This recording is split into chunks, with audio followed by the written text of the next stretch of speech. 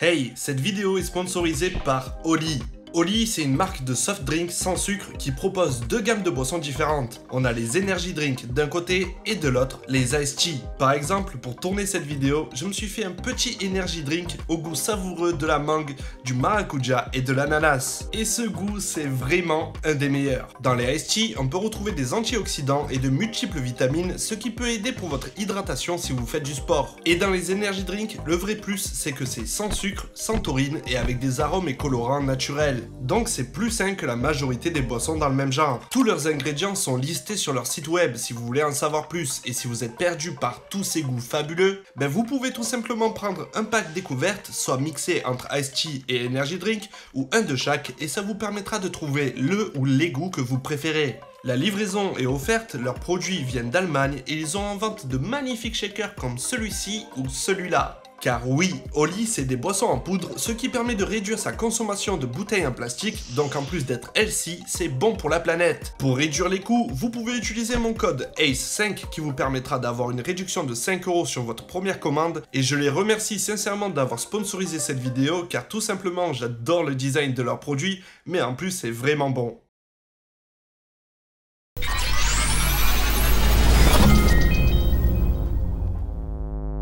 Hey, vous connaissez sûrement tous et toutes cette photo légendaire. Tupac et Biggie, les deux plus grands rappeurs des années 90, si ce n'est de tous les temps, qui prennent la pose ensemble en 1993 après avoir tapé un petit freestyle. Ce que vous n'avez peut-être jamais remarqué, c'est qu'en bas à droite de cette photo se trouve une troisième personne, et c'est Marlon Wayans. I know a little bit of history. Issu d'une fratrie de 10 enfants, tous plus talentueux les uns que les autres, Marlon commence sa carrière par un petit rôle de figurant dans le premier film de son aîné, Keenen, qui ensuite le propulsera dans son émission culte In Living Color, aux côtés notamment de Jim Carrey ou son frère Damon. Et c'est un peu plus tard qu'il affûte ses capacités comiques dans sa propre sitcom Les Wayans Bros, aux côtés de son frère Sean. Mais Marlon Wayans, c'est surtout des opportunités manquées, comme celle d'interpréter Robin dans Batman Returns, la suite du film culte de Tim Burton. If anyone knows Marlon Wayans, and if anyone knows if he's got a picture of himself in the Robin outfit, can you please let him know that we all would love to see it? On peut retrouver des traces du Robin version Wayans en figurine, car elles ont été produites avant son éviction du film, mais aussi en comics dans Batman 89. Tout ça pour dire que rien que cet événement est important pour comprendre sa carrière. Une carrière remplie autant de petites comédies sympas que de films cultes pour de bonnes et de mauvaises raisons. À mes yeux, Marlon n'a jamais eu la reconnaissance qu'il mérite, et si pour énormément de monde il est surtout Shorty, ce personnage phare des deux premiers Scary Movie, dont je vous ai déjà parlé dans une précédente vidéo, pour moi c'est aussi Tyrone, dans le drame Requiem for a Dream. Antithèse même du film fun, Marlon excelle dans ce spectre à l'opposé de ce qui m'a fait le découvrir, et me poussera donc à suivre sa carrière de très près, notamment en rattrapant l'excellent Momone, où il joue aux côtés de son grand frère Damon, ou encore Above the Rhyme, l'un de mes hood movie préféré, où il joue aux côtés d'un certain Tupac Shakur. D'où sa présence sur la fameuse photo, mais ça, c'est une autre histoire. Ayant tout pour devenir l'un des nouveaux chouchous du cinéma hollywoodien, Marlon s'est même illustré devant la caméra des frères Coen en 2004 dans la comédie Lady Killers. Une carrière hors norme donc, qui culmine à mes yeux la même année avec notre film culte du jour, Fausse blonde infiltrée. Cinquième film réalisé par Keenen Ivory Wayans, sorti en 2004 et coécrit avec entre autres Sean et Marlon, Fausse blonde infiltrée raconte l'histoire de Kevin et Marcus Copeland, deux agents du FBI pas très doués qui vont devoir surveiller et surtout accompagner les sœurs Wilson, deux héritières au caractère de chippie, jusqu'au Hampton, célèbre région de l'état de New York, notamment pour sa population remplie de bons gros bourges. Sauf que petit problème, sur la route ils ont un accident de voiture obligeant Kevin et Marcus à prendre la place des deux sœurs le temps de leur mission, qui consiste à déjouer un kidnapping. Mais est-ce que j'ai vraiment besoin de revenir sur l'histoire de ce film culte qui a cumulé 112 millions de dollars au box-office mondial à sa sortie? Bon, et si vous n'avez pas vu le film, vous connaissez au moins cette scène culte où Terry Crews chante du Vanessa Carlton. Making my way downtown, walking fast, faces pass and I'm homebound.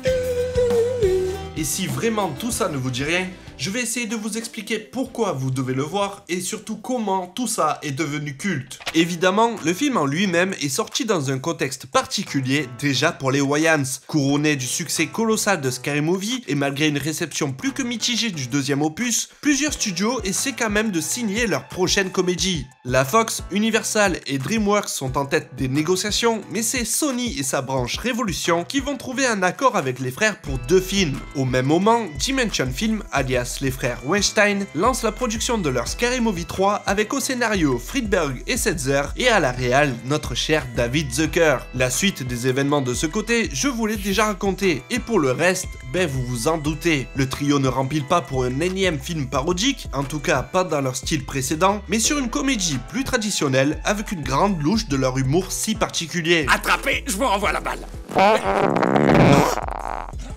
Et pour en dire un peu plus sur le contexte, en 2004, un nom est sur beaucoup de lèvres, celui de Paris Hilton.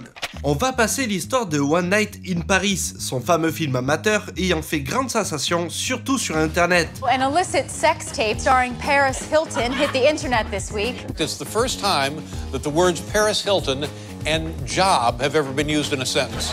C'est une histoire vaste, complexe et passionnante, mais il me faudrait toute une autre vidéo pour vous en parler. Overnight, my entire life changed. Everyone was making fun of it. I've lost part of my soul. Idem pour Paris elle-même. C'est un personnage public sur laquelle il y a 1000 choses à dire, mais je préfère me concentrer sur une chose, son show télé, The Simple Life. Diffusé depuis le 2 décembre 2003 sur la chaîne Fox et en avril 2004 sur Canal+, The Simple Life est donc une télé-réalité où Nicole Richie et notre cher Paris, 2 filles à papa pourri gâtés, sont privés de leur argent et tout autre privilège pour vivre à la ferme durant 30 jours. Si elles sont sympas, je serai sympa avec elles. Si c'est 2 pétasses no-binaires, je leur en ferai voir aussi. The Simple Life, c'est un véritable carton. Près de 10 millions de spectateurs se marrent une fois par semaine devant les aventures des 2 copines qui enchaînent les conneries comme les leçons sur la vie, la vraie. Ça craint, j'arrive pas à croire qu'on est obligé de payer notre nourriture. La série aura droit à 5 saisons qui donneront 53 épisodes, autant pathétiques qu'hilarants, et dont le ressort comique principal est la différence de classe sociale entre les filles et les autres protagonistes. Leurs vêtements sont un peu différents de ceux que portent la plupart des jeunes filles par ici. Ça, et le fait qu'elles fassent vraiment des conneries constamment. Hello? Quel type? Le type dont on a utilisé le compte. Tu déconnes. Mademoiselle? Mets-toi à pleurer. Notez bien que Fausse Blonde Infiltrée sort en juin 2004 aux États-Unis, soit à peine 6 mois après la diffusion de la première saison de The Simple Life, mais aussi pas très loin du leak de la vidéo amateur qui fera exploser la popularité de Paris. I don't know. I think Sean was high when he called me up with this idea. I think someone put weed in his green tea because he called me up. He was like, Marlon, we should play 2 white girls. It was like 3 in the morning. I said, what? We should play Paris and Nikki Hilton as detectives. I said, bro, like, you high? He's like, no. I said, well, then you need to smoke something to go to sleep. I hung up. En termes de timing, c'est du pain béni, car Fausse Blonde Infiltrée parle précisément de la même caste dont les copines font partie et en est littéralement une parodie, voire une satire. La différence entre les 2 genres de comédie reposant sur des choses simples. La parodie consiste à copier une personne ou un concept, comme disons Scream, pour en faire Scary Movie, dans une forme de caricature pour taper sur sa victime sans prendre de pincettes. Alors que la satire vise plutôt à se moquer d'une idée, d'un ensemble de personnes, sans en reproduire la cible exacte. Les finalités sont similaires, faire rire, mais pas vraiment de la même façon.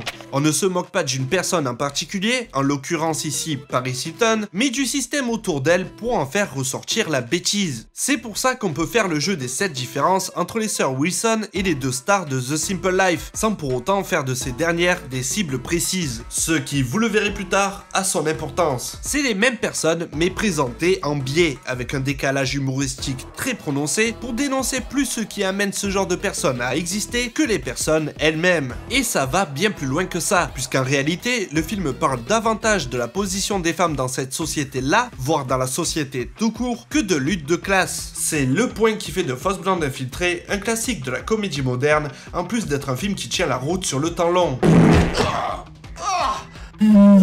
Et oui, cela malgré tout le gras qui caractérise si bien l'humour des frères Wayans. White Chicks, c'est une représentation du patriarcat à son plus haut sommet, et celui-ci ressort d'autant plus que nos héros qui se déguisent pour leur mission se voient constamment ramenés à ce qu'ils sont pour les autres personnages d'un film, soit des femmes. Eh, toi, d'où tu me regardes, t'as un problème? Qu'est-ce que t'as à mater mon cul? Vas-y, toi, tiens-moi mon pitbull. Tiens-moi mon pitbull. Eh, toi, qu'est-ce qu'il y a, mec, hein? T'as un problème? Marcus, tu veux te la donner, hein? Quoi, t'as faim, t'en veux? Hein? Viens goûter mon cul, cacao. Marcus, ferme ta bouche. Sur ma règle, comme si j'étais une meuf, il est ouf. T'en es une. Et c'est un ressort comique en soi, tant on peut dire que les deux mecs sont loin des standards habituels. La blague sur cet élément précis, c'est que le maquillage est fait pour que le spectateur n'oublie pas qu'ils sont des hommes, mais les personnages, eux, ne le remarquent pas et s'excusent par un élément propre à cet environnement, la chirurgie esthétique. Mais est-ce qu'il y a moyen de goûter? Tiens-moi ça. C'est mes tchoutes que tu mates comme ça, t'es mort. Tout ça offrant alors autant de décalage de classe que de genre, notamment sur la différence de la vision du monde de nos protagonistes et leurs copines. Ça donne quoi? Ça donne super sexy. Ah, tu déconnes! Salut, c'est moi Céline la cellulite. Regardez mon énorme porte-bagages. Sauvez Willy, relâchez ce gros tas dans l'océan. Ce point de vue est présent sur la majeure partie du film, qui passe plus de temps à démontrer que ces filles évoluent dans un environnement rempli d'hommes toxiques que d'en faire de véritables punching balls. On est donc loin du traitement que réserveront Friedberg et Setzer à cette même Paris 4 ans plus tard. Mais j'ai envie de dire que dans Fausse Blonde Infiltrée, on est même loin du traitement général de Paris Hilton, comme par exemple dans cet épisode de South Park sorti en décembre 2004. Elle est totalement snob et trop gâtée. Oui, mais elle fait quoi? C'est une pute. Alors je sais, je mets le doigt sur des sujets complexes que je dois survoler, car il y aurait à dire sur tout ça tant c'est rempli de points sensibles. Paris Hilton a été utilisé pour se moquer d'elle. Il était courant de mettre l'accent sur les nombreuses polémiques qui l'entouraient, comme son esprit de fêtarde légendaire ou son hypersexualisation, mais en cachant constamment les hommes derrière. C'est d'ailleurs un sujet d'autant plus important quand on parle de son film amateur, mais pour ça je vous laisse vous renseigner par vous-même et je vous mets un tas de liens en description. Au passage, l'épisode de South Park qui lui est dédié est assez ignoble. Et ouais, c'était pas du yaourt. Mais dans Fausse Blonde Infiltrée, c'est bien plus fin. Qu'est-ce que vous me faites rire? Non mais vraiment, outre les blagues pipi caca, il y a énormément de travail pour qu'on rigole d'eux, mais surtout avec ce genre de filles superficielles et riches. Tout ça sans vraiment les prendre de haut. La bande de copines qui entoure Marcus et Kevin est d'ailleurs attachante et drôle. Oh oui. Jamais tu la mets dans la bouche? Jamais dans la bouche. Ça, c'était les années 80. Donc vous voyez, ça a beau être un film avec d'épée, il y a beaucoup plus derrière. Et oui, certains points étaient déjà là dans le film original. Next day, she shows up to my house, and then we watched Some Like It Hot, and I was like, yo, we can do this. Oui, ça me donne une idée. On va trouver 2 perruques au rabais, on se rembourrera ici et là, et on se fera appeler Joséphine et Géraldine. Car oui, Fausse Blonde Infiltrée est un remake à peine déguisé de certains Lem Show. Dans ce film culte sorti en 1959 et réalisé par l'illustre Billy Wilder, on y suit 2 musiciens durant la Prohibition, nos chers Joe et Jerry, qui vont être malgré eux témoins du meurtre d'un mafieux. Pour leur échapper, ils vont alors se déguiser en femmes et rejoindre une troupe de musiciennes qui part en Floride et dont l'une des membres n'est autre que Marilyn Monroe. Certains Lem Show est un classique indéniable du cinéma, et encore de nos jours, le film reste pertinent, incroyablement beau, mais surtout très drôle. Mais tu n'es pas une fille, tu es un homme. Pourquoi un homme en épouserait-il un autre? Pour être tranquille. Ah! But to try to remake Some Like It Hot, I think, would be suicide. I mean, Some Like It Hot is an iconic movie. It's now been voted the best comedy of all time. Why in hell would you want to remake it? I think there's only a downside to that. Alors oui, oh là là, les Wayans, ils savent pas écrire un truc sans s'inspirer d'une œuvre déjà sortie. Pour votre information, certains Lem Show est lui aussi un remake. Qu'est-ce que tu as inventé? Rien encore. Mais je sens que ça vient. Et oui, Fanfare d'amour, sorti en 1935, est bel et bien le film original. Et c'est un film français. Oui, madame. Et... oula. Cocorico.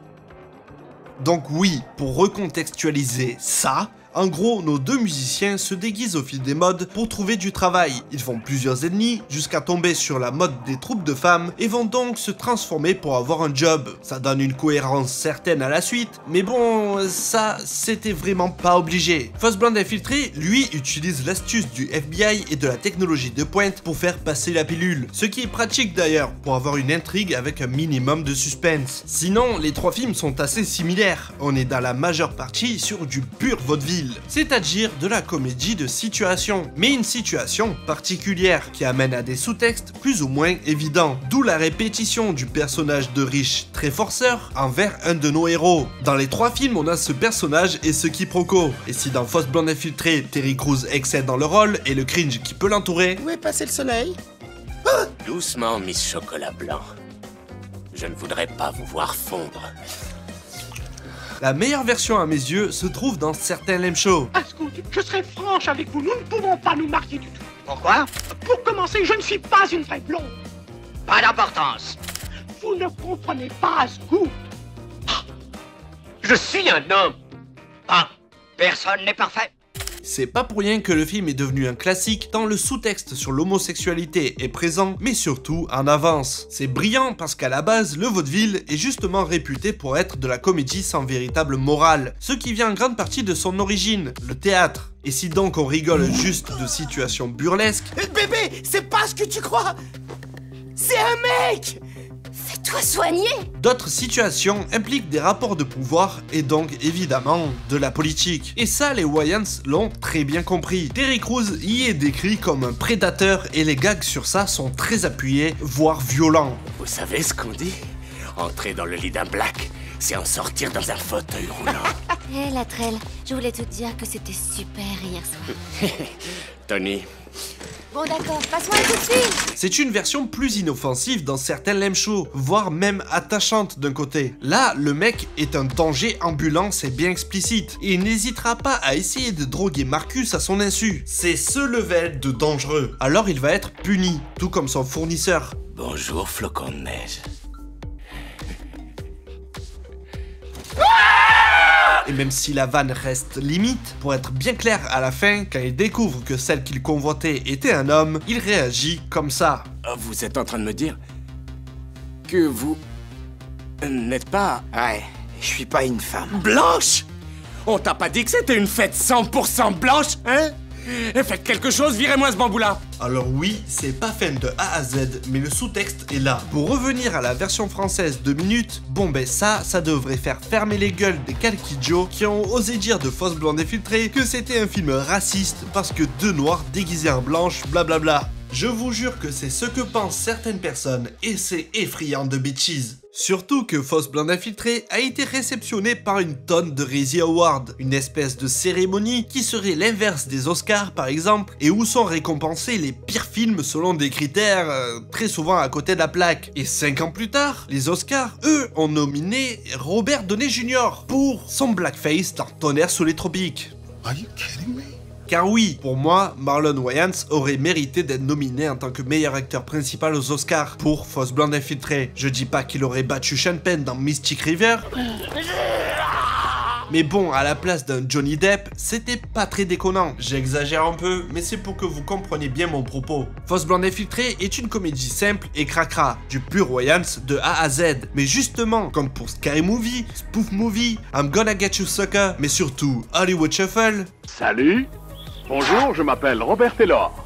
Je suis un acteur noir et j'ai appris à jouer des rôles d'esclaves. Ben leur cinéma véhicule des messages plus ou moins progressistes, plus ou moins engagés, mais qui vont dans le bon sens. Tout ça enrobé dans des formules, voire des moules bien connus, pour en faire ressortir tout ce qui ne va pas. Et bien sûr qu'il y a plus fin, plus féministe même que Fausse Blonde Infiltrée, mais au moins c'est pas misogyne. Du moins, ça essaie de ne pas l'être. Alors oui, c'est pas certain lame show. Déjà, c'est pas en noir et blanc, y a pas Marilyn Monroe, et tout ce qu'évoque le fameux âge d'or d'Hollywood. Y a moins de charme, peut-être, même que cinématographiquement, les 2 films sont à des années-lumière, etc., etc. Mais on reste quand même sur un film où un mec veut faire boire une meuf pour se la taper, et où un des héros fait semblant d'être gay pour séduire Marilyn. Niveau romance, ben j'ai vu mieux. Et oui, c'était en 1959, etc. Mais voilà pourquoi je considère Fausse Blonde Infiltrée comme étant un film culte, car il embarque avec lui une tonne de thèmes qui ont évolué et résonné depuis sa sortie jusqu'à maintenant. Donc, je pense sincèrement que Marlon Wayans, mais aussi ses frères, auraient dû obtenir un peu plus de respect pour leur travail, au lieu d'un mépris à 2 balles, et puis merde, c'est quand même mieux que Big Mama. On en a eu 3 de films Big Mama, sur lesquels il y aurait aussi des choses à dire, mais en réalité, on peut même parler de Sorority Boys, ou Connie and Carla avec Toni Collette, où le concept est totalement retourné par le fait que ça soit deux femmes qui se déguisent en drag queen après avoir été témoins d'un meurtre. Mais il y a aussi Tootsie, l'évidence Mrs. Doubtfire ou bien Sister Act, dont on a parlé dans le podcast que je co-anime avec Golgo16, Critical. D'ailleurs, le lien entre beaucoup de ces films, c'est Greg Cannom, qui est à l'origine des maquillages de Fausse Blonde Infiltrée, mais aussi de Mrs. Doubtfire et Big Mama.